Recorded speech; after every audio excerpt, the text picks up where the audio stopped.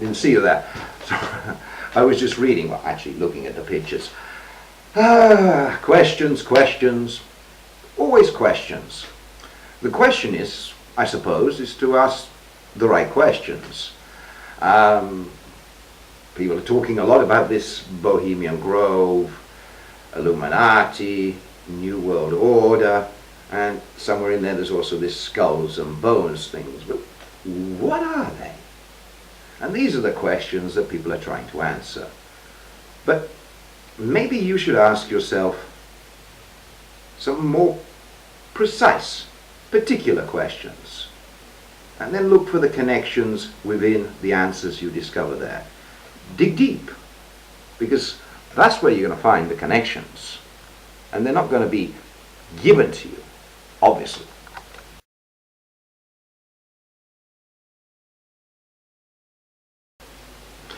Bismarck. Is it a pizza? Come to Italy, yeah, on the menu you get a pizza, Bismarck. But is there something a little bit deeper to this name? Who was Bismarck? Who were his friends? Who were his influences? Who was Ferdinand Lassalle? Where did he get his financial backing to create the new state that he created?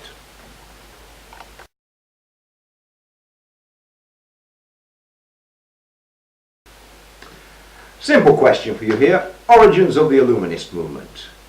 Geographically, where did the first Illuminist thinkers come from?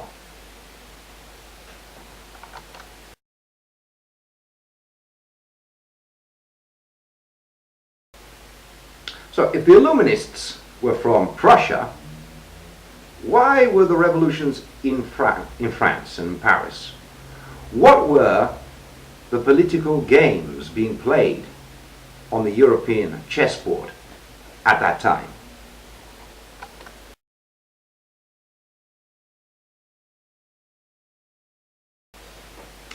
Karl Marx, Friedrich Engels, who were they? What's their family history? Where were they from? Where were they from and where were their families from? Trace it back as far as you can. Why would Engels want a communist revolution? What would he have benefited from it? Let's be honest. Altruism doesn't exist. We do things because we benefit from them. His situation would not have benefited.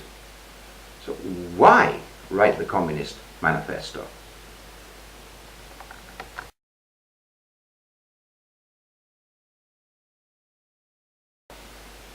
So Bismarck's seed grew into the German Empire. Under the Kaiser, with the alliance between the Austro-Hungarian Empire and the Ottomans in the First World War. But what was the First World War really all about? Yes, we've got the assassination of Duke Ferdinand, by the anarchists. Interesting thought. Who were the anarchists? Which sparked off a little conflict on the east, with Russia. Interesting thought. The Tsar, Russia. Geographically, look at the map of the time, see the populations in that particular area. Who were the Tsar's enemies, or who were being persecuted by the Tsar? Don't jump to any conclusions here, just look at the history. Why did the British get involved? That's another thing. We'll look at the Western Front another time. That's another player in this expanding game of the time. What you have to think of is, during the first 2 years, 1914 to 1916, where was Germany getting its financial backing? Next question.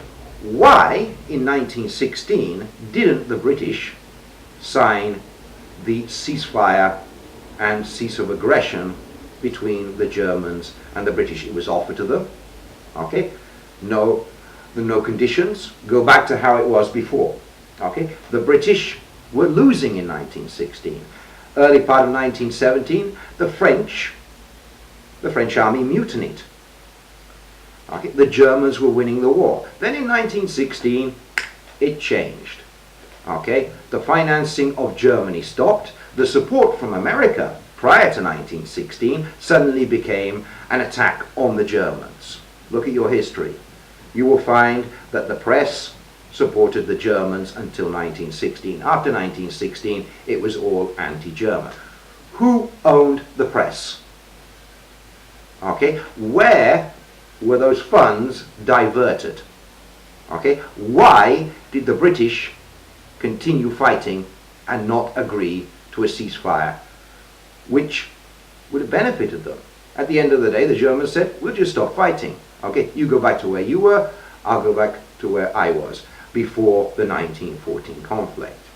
Very important questions, and you really need to look into this. Okay, don't take the standard school book history here. The information is there, but you won't find it being taught at school. Good question here is, why?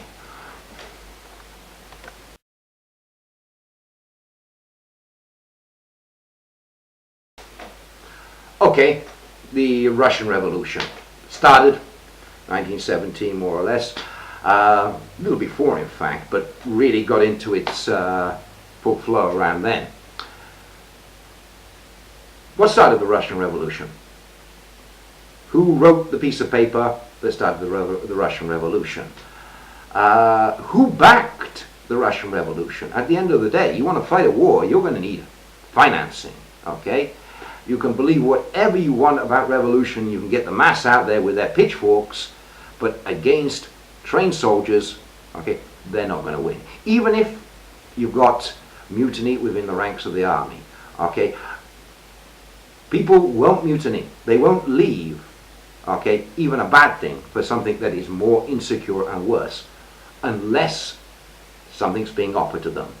Who was offering them that financial support? Very important question, okay? Where was that money coming from? Think of the funds being diverted. Tikhonga, a little later on, but as a result of the Bolshevik revolution. I'll give you a little clue about this. It's a place in Asia, the Russian part of Asia. But what was it? Think about the question before jumping to any particular conclusions about my particular views. Okay? What will seem one thing will be another thing once you've actually gone into the depth here, believe me. Okay? Who benefited from the Russian Revolution? Really? Okay?